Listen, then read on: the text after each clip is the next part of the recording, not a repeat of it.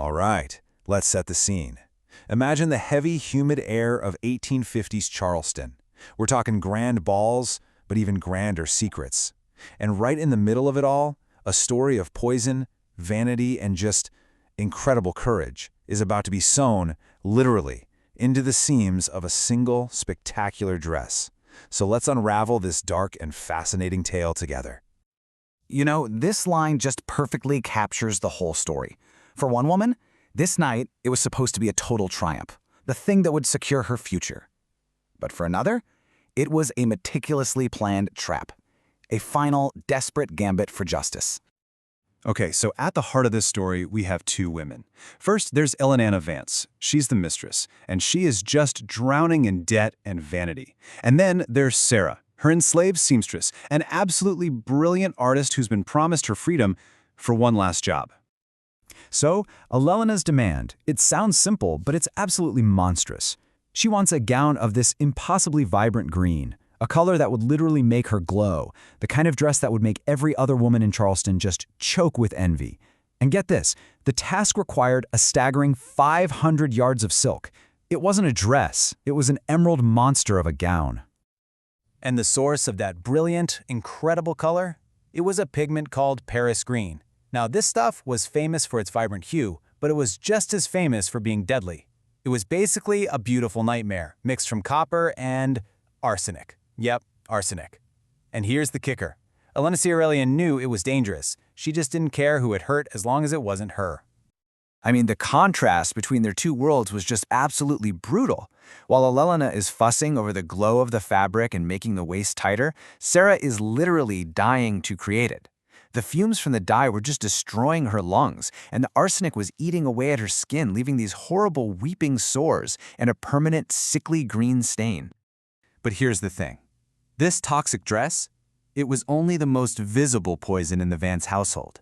See, beneath that high society surface, a much deeper, more sinister plot was unraveling, and it had started long before the first yard of that green silk was ever dyed. Okay, when you lay it all out, the pattern is just chillingly clear. 6 months ago, Elellena's husband dies suddenly from a so-called stomach ailment. Right before that, she buys a huge amount of arsenic-based pest control. And now, in the present day, the judge who's investigating her massive debts starts suffering from the exact same symptoms after having tea with her. Coincidence? I think not. You see, Sarah's photographic memory wasn't just for lace patterns. One day, while she's cleaning her mistress's vanity, she stumbles upon a ledger, and inside, details of huge gambling losses and, this is the crucial part, receipts for that arsenic pest control. In that one moment, Sarah goes from being a victim to being a witness. And that made her incredibly dangerous to Ellen. So, when Elellanena finds out that Sarah knows the truth, her cruelty just becomes absolute. I mean, she doesn't just threaten her.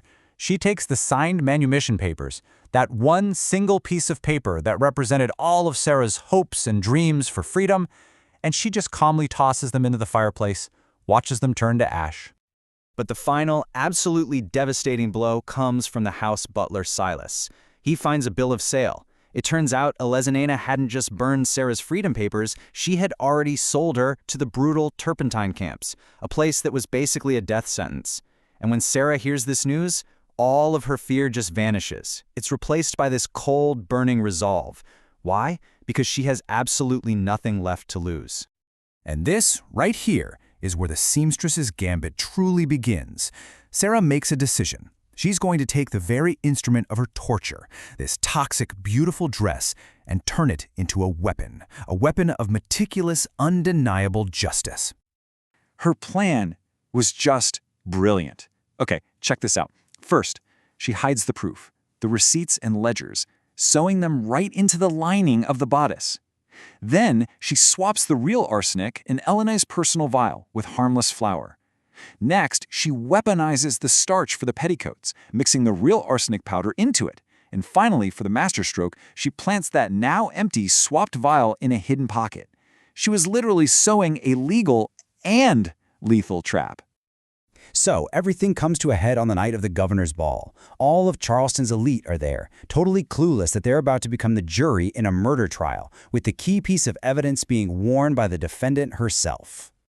So that begs a question, right? How does a beautiful gown actually become a weapon? Well, the The beauty is the camouflage. The elegance, that's the delivery system. The real weapon isn't just the dress, it's the environment it's about to enter. And here's the genius of the trap. You add the heat of a crowded ballroom, the exertion of dancing for hours. As Elellanena sweats, that arsenic-laced starch in her petticoats starts to break down. The poison gets absorbed directly through her pores, turning her own body against her. That gorgeous dress becomes a personal gas chamber.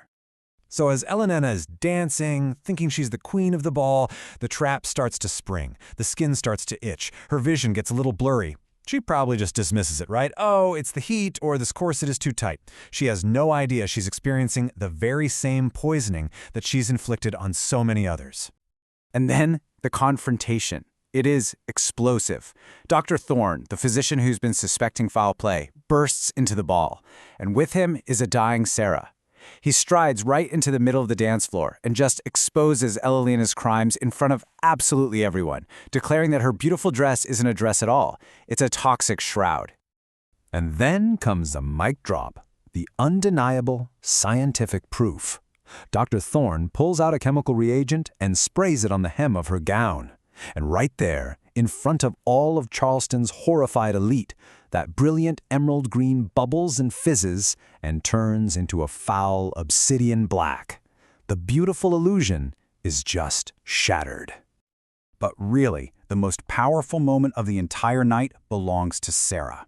With her last ounce of strength, she unwraps the bandages from her hands, revealing these raw, green-stained, poisoned hands to the whole room.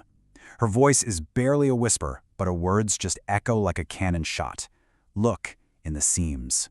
Dr. Thorne cuts the bodice open, and there it is, the receipts, the ledgers, the proof. It all tumbles out for everyone to see. Well, after that, the fallout was swift and total. That whole web of deceit that Elellanena Vance had so carefully woven, it was torn apart by a single poisoned thread. And it sealed the fates of both women, forever. I mean, the reversal of fortunes here is just stunning. Elellanena dies in a jail cell within 48 hours, killed by the very poison she loved to use.